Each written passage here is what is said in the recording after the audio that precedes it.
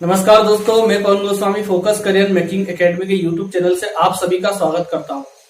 दोस्तों, आज से हम एक नया विषय प्रारंभ करेंगे, आधुनिक भारत का इतिहास। जैसा कि आप सभी जानते हैं कि अध्ययन की दृष्टि से हमने इतिहास को 3 पार्ट में डिवाइड किया है, प्राचीन भारत, मध्यकालीन भारत और एक आधुनिक भारत। तो आज से हम एक नया विषय प्रारंभ करेंगे, आधुनिक भारत, जिसके अंतर्गत आज हमारा पहला टॉपिक उत्तर मुगल काल रहेगा।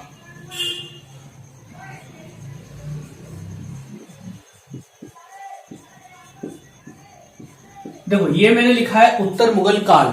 अगर उत्तर मुगल काल से मैं इसमें से उत्तर हटा देता हूं तो ये रह जाता है मुगल काल। मुगल काल अर्थात मुगलों का समय। मुगलों का समय भारत में कब से कब तक था? तो 1526 ईस्वी से 1857 ईस्वी, इस अवधि के मध्य का समय कहलाता है मुगल काल। मुगल काल को हम अगर 2 पार्ट में डिवाइड करें तो एक होगा आपका 1526 ईस्वी से 1707 ईस्वी तक का समय, और एक होगा आपका 1707 ईस्वी से 1857 ईस्वी तक का समय। 2 पार्ट में डिवाइड मैंने इसलिए किया है क्योंकि देखो, ये जो समय था, ये समय 1526 से 1707 ईस्वी तक का समय, यह शक्तिशाली और योग्य मुगल बादशाहों का था, और यह समय कमजोर और अयोग्य मुगल बादशाहों का समय था। इन मुगल बादशाहों के मैं क्रम की अगर बात करूं तो सर्वप्रथम बाबर, हुमायूं, अकबर, जहांगीर,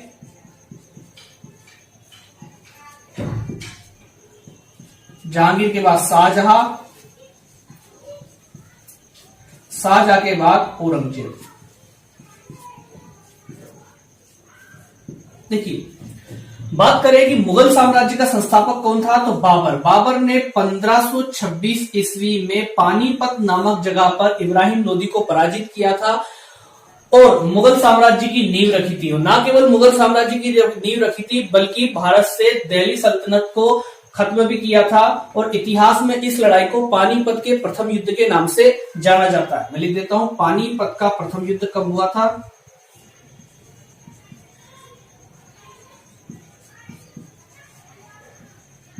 (1526) में। बाबर ने आगे भी कई सारी लड़ाइयां लड़ी और जीती और अपने साम्राज्य का विस्तार किया। आगे इसके वंशजों की मैं बात करूं तो हुमायूं, अकबर, जहांगीर, शाहजहां, औरंगजेब।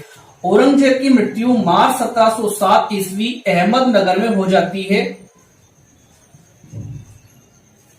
जिसके बाद एक नवीन युग का पदार्पण होता है, जिसे हम उत्तर मुगल काल के नाम से पढ़ते हैं। उत्तर मुगल काल, या हम उसको कह सकते हैं कि मुगल साम्राज्य का पतन। देखिए, 1526 से 1707 ईस्वी तक का समय जो था, शक्तिशाली और योग्य मुगल बादशाहों का था, और 1707 से 1857 मतलब औरंगजेब की मृत्यु के बाद से मुगलों का पतन प्रारंभ हो जाता है, जिसको हम उत्तर मुगल काल के रूप में पढ़ते हैं। तो हम हेडिंग डालें, उत्तर मुगल काल और उत्तरवर्ती मुगल शासक के बारे में देखें।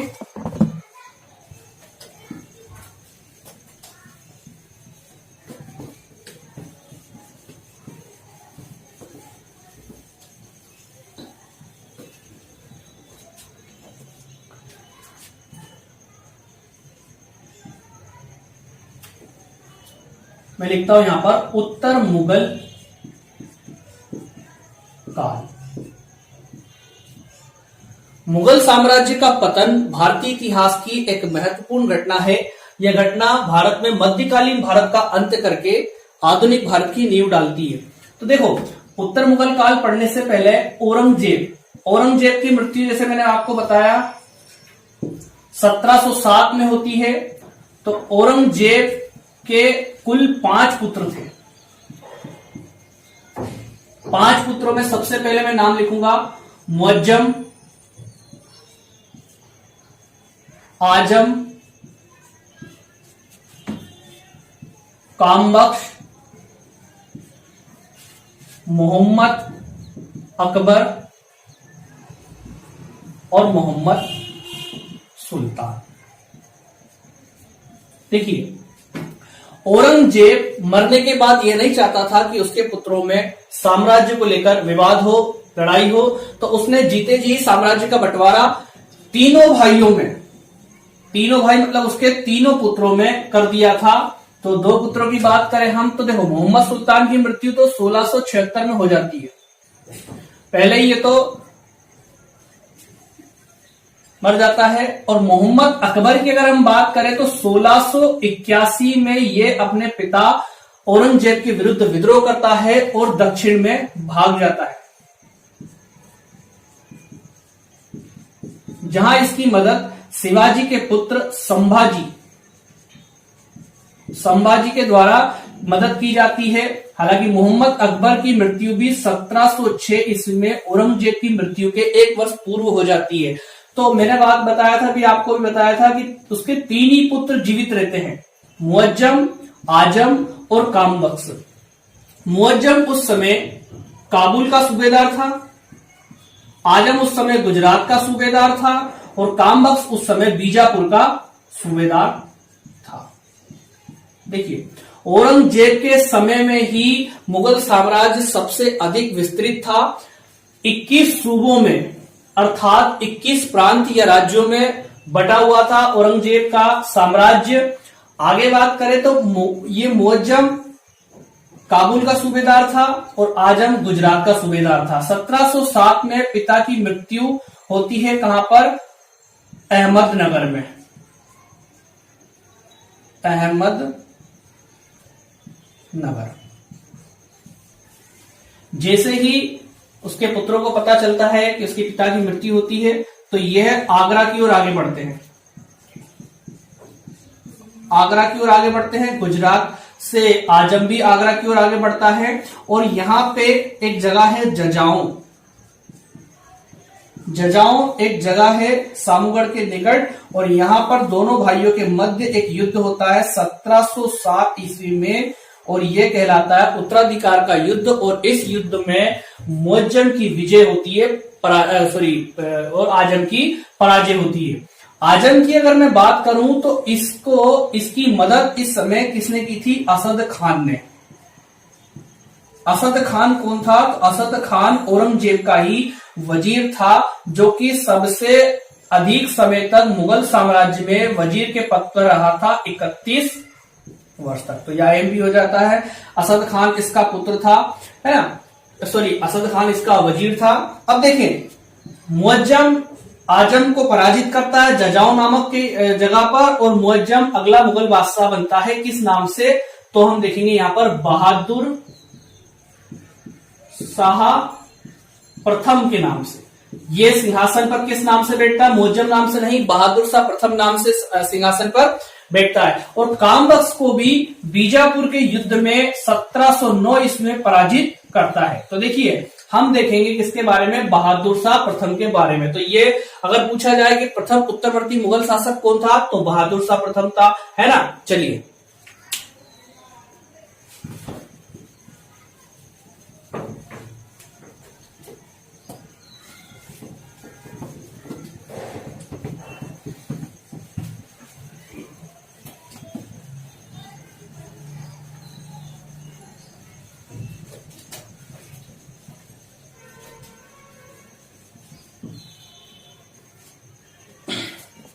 देखिए, बहादुर शाह प्रथम के अगर हम अन्य नाम की बात करें तो शाह आलम प्रथम। प्रश्न पूछा जा सकता है कि किस मुगल बादशाह का नाम शाह आलम है? तो देखिए, ये शाह आलम से भी पूछा जा सकता है।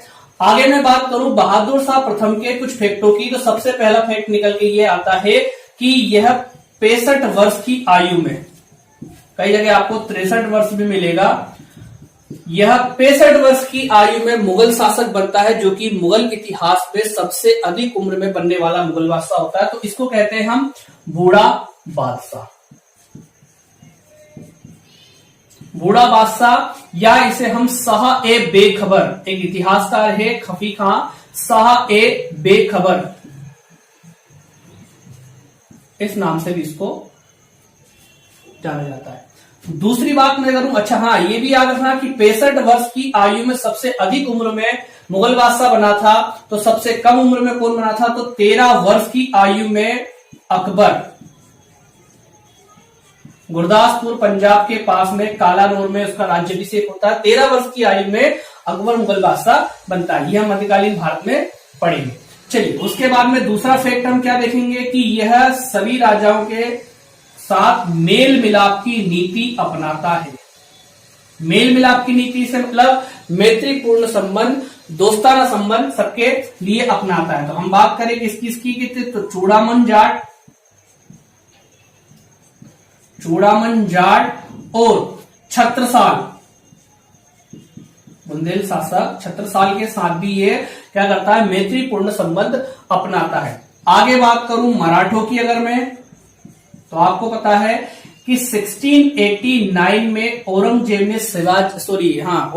ने संभाजी के पुत्र साहू जी को मुगल कैद में रखा था और वही मुगल कैद से साहू जी महाराज को रिहा करने वाला बादशाह मुगल बादशाह बहादुर शाह प्रथम था। तो 18 वर्ष के बाद में जैसे ही यह मुगल बादशाह बनता है तो 1707 ईस्वी में साहू को मुगल कैद से रिहा किया जाता है और रखा कब जाता है मुगल कैद में, 1689 में, है ना। तो मैंने आपको बताया कि 1707 ईस्वी में साहू को मुगल कैद से रिहा किया जाता है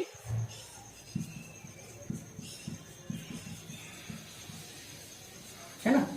चलिए अब देखें आगे हम कि राजपूतों के साथ में इसके कैसे संबंध थे।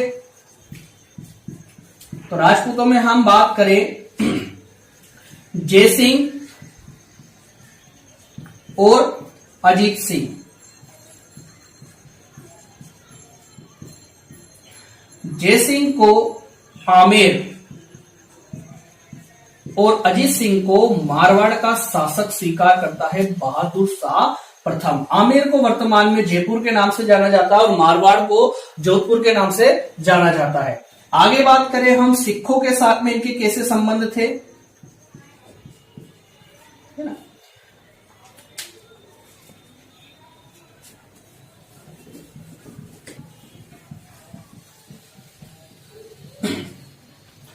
तो देखिए सिखों के साथ इनके कैसे संबंध थे। आपको पता होगा, आपने नाम सुना होगा गुरु गोविंद सिंह का। गुरु गोविंद सिंह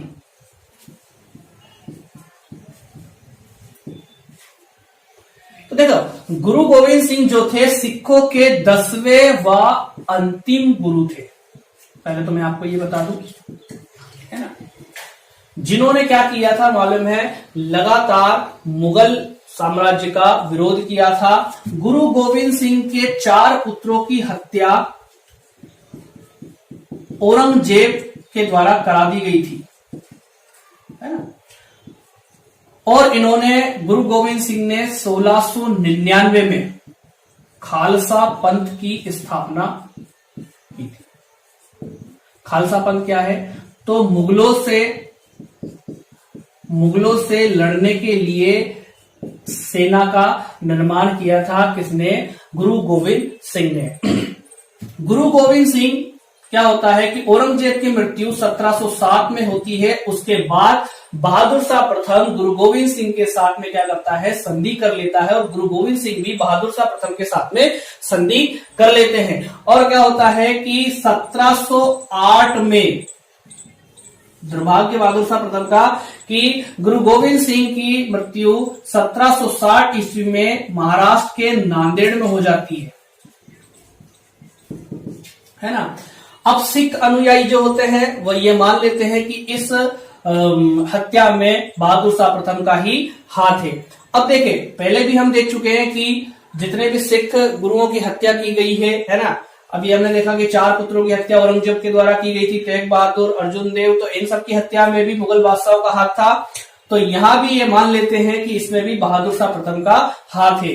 अब मैंने जैसा बताया कि 1699 में खालसा पंथ की स्थापना की थी और गुरु गोविंद सिंह सिखों के अंतिम गुरु थे। और अंतिम गुरु के बाद में अगला गुरु कौन हुआ, तो गुरु गोविंद सिंह ने ही गुरु पद को समाप्त किया था। और इसके बाद में फिर कौन होगा, तो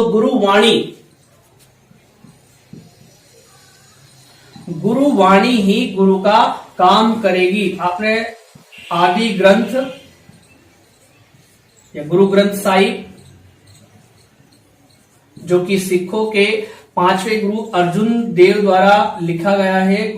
तो यही आदि ग्रंथ गुरु ग्रंथ साहिब ही गुरुवाणी का काम करेगी, और गुरुवाणी ही गुरु का काम करेगी। तो उसके बाद में खालसा पंथ का प्रमुख कौन होगा? तो खालसा पंथ का प्रमुख वही होगा जो गुरु गोविंद सिंह का बंदा, अर्थात अगला खालसा पंथ का नेतृत्व करने वाला होगा बंदा बहादुर।